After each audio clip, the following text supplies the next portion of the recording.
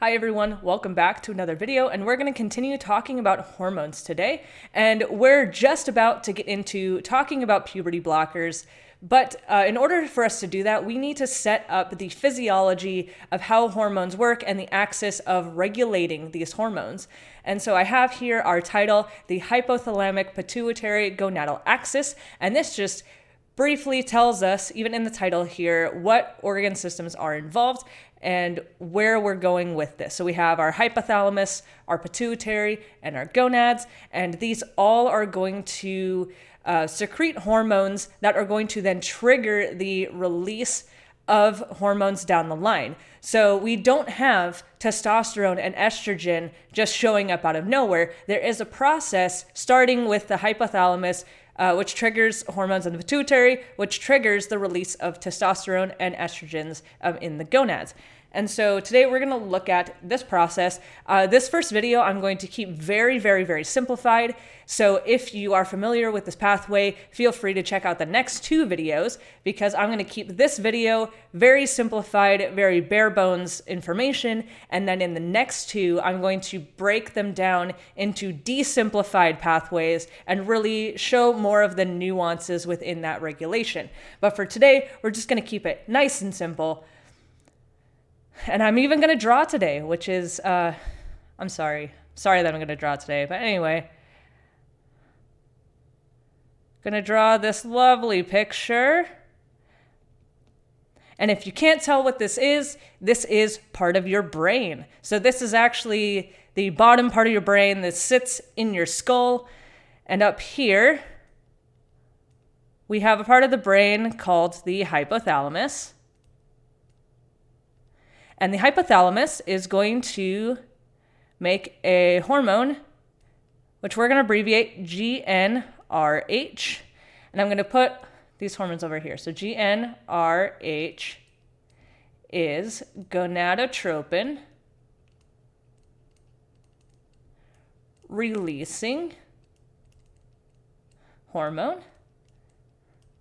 And exactly like it sounds, GnRH is responsible for releasing gonadotropins.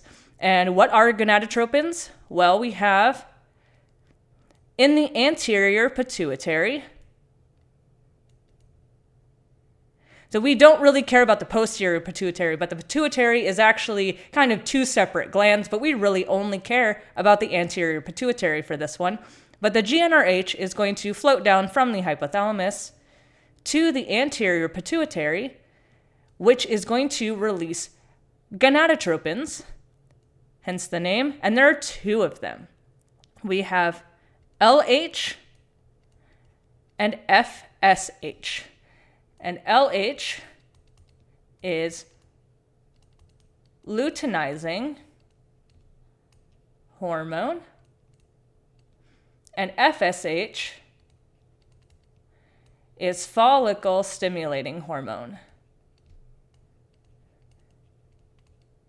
And both males, females, everybody in between have GnRH, they have LH, and they have FSH.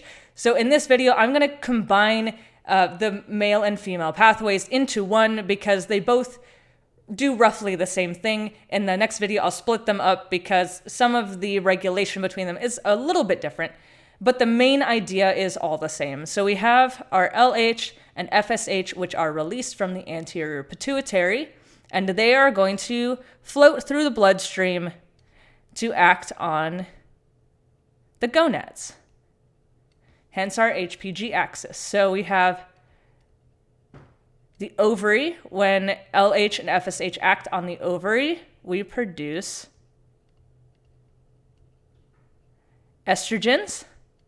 We also produce progesterone, and we produce something called inhibin.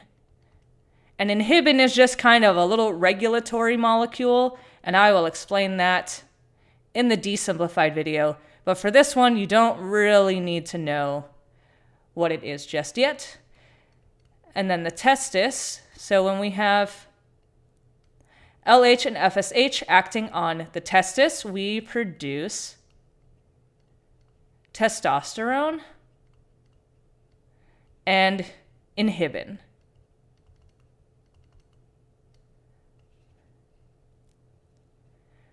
But then this process undergoes something that we like to call negative feedback.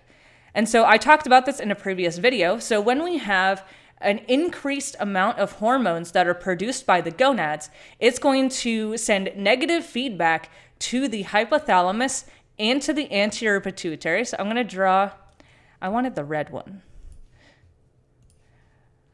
Just to make this very clear, we're going to draw this in red. If we get enough estrogen, progesterone, and inhibin, it's going to send a negative feedback to the hypothalamus and to the anterior pituitary that tells it, stop, we have so much estrogen, we have so much progesterone that we don't really need to make anymore. So we're going to tell the hypothalamus to stop making GnRH, and we're going to tell the anterior pituitary that we can stop making LH and FSH. Same thing on this side, testosterone and inhibin are going to also tell the hypothalamus to stop and tell the anterior pituitary to stop. So, increase in androgens and estrogens, we get a decrease in GnRH, we get a decrease in LH, decrease in FSH. And this is pretty much the entire process. This one was really, really simple. I will break this down into the next videos into a more complete pathway. But if this is enough for you right now, that's fine. This is all you need to know to really understand puberty blockers. But if you are curious and want to know more about this pathway, I will have 2 more videos up on that. But in the meantime, put your questions, comments, debates below, like, comment, and subscribe, and I will see you all in the next one.